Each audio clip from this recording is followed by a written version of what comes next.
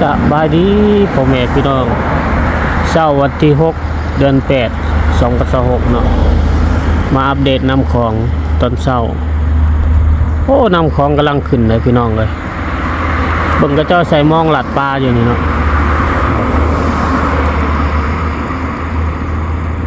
ใส่ไว้จังซี่เราได้ใส่อันขึ้นทั้งโคกปลาไว้เราได้เนาะเผื่อว่าน้ำมาแหละสิได้อันท่วมเลยแล้วก็ถือปลาเลยคนใส่อันขึ้นโคกท่าไว้ล้วนตอนนี้น้ำกำลังแง่เขาอันห้อมเขาอันเด้อตอนจันตอนใต้หาดดอนจันอันนี้ก็ตึกดอนจันฝนตกทั้งเหนือเนาะพี่น้องฝนก็ตกหลายมือแหละ2 มือ 3 มือเรียนกันเบิ่งคือสิยังสิมาอยู่น้ำยังสิมาหลายอยู่ตอนนี้ก็เครื่องพังและสิว่าแล้วกันเนาะคันว่าเต็มพังแหละก็ถือว่าหลายสมควรตอนนี้ก็ถือว่าเครื่องพังแล้วหาปลาก็หายามน้ำขึ้นใหม่แล้วเนาะจังได้หลายปลากดปลาขะแยงปลาขาวปลาน้ำของมันตื่นน้ำเนี่ยน้ำใหม่น้ำมาใหม่เนี่ยจะได้หลายในช่วงนี้แหละพี่น้องเลย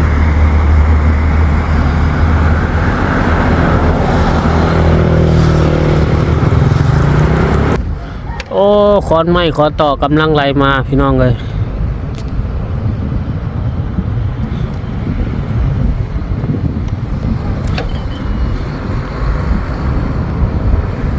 น้ำของกำลังขึ้นเด้อ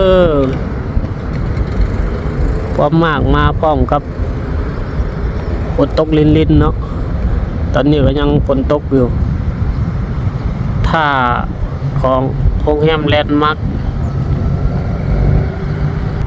ท่าบอนโรงแรมแลนด์มาร์คนี่เนาะ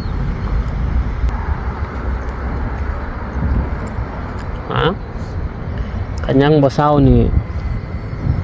อีกประมาณ 3-4 มื้อนี่ก็คือสิหัวบางบ่อนก็สิล้นพังอยู่เด้อน้ำคลองนี่เพราะว่าน้ำทางใต้ก็ท่วมตอนนี้เนาะพอดีสิยู่กันอยู่สวรรณเขตท่าแขกนี่น้ำท่วมเด้อปัจจุบันนี่บ้านวากี้เองเนาะเพิ่นก็ปกงัวปกควายอยู่ทางสวรรณเขตก็ได้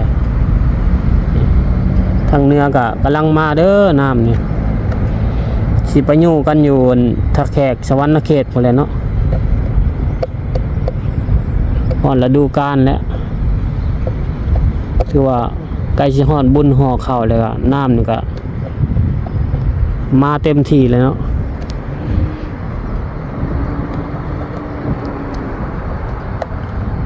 น้ำของช่วงนี้บ่คือแต่ก่อนเลยพี่น้องเอ้ยแต่ก่อนนี่ค้อนไม้ค้อนใหญ่ๆไหลมาเดี๋ยวนี้บ่เห็นเลยอาจจะเป็นย้อนว่าเพิ่นสร้างเขื่อนน้ำคลองบ่แหละเก็บอันต้นไม้ไว้เนาะเก็บขี้เหงื่อเก็บต้นไม้ที่ไหลมาหั่นแต่ต้นไม้หั่นบ่สามารถไหลลงมาได้คือแต่ก่อนเนาะแต่ก่อนน้ำมาใหม่นี่โธ่ขี้เหงื่อขอนไม้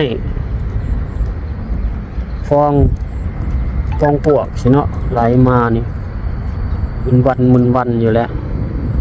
บางทีก็เคยออกไปลัดเอาพืชอยู่ขี่เรือออกไปลัดเอาพืชอยู่เนาะเดี๋ยวนี้บ่ค่อยเห็นน่ะเห็นแต่เล็กๆน้อยๆเห็นแต่น้ำแบบเป็นฟองเล็กๆน้อยๆก้อนไม้ก็น้อยๆติดตามเบิ่งนำกันเนาะพี่น้องว่าน้ำนี่สิขึ้นหลายปานใดปีนี้นะสำนี้แหละพี่น้องเอ้ย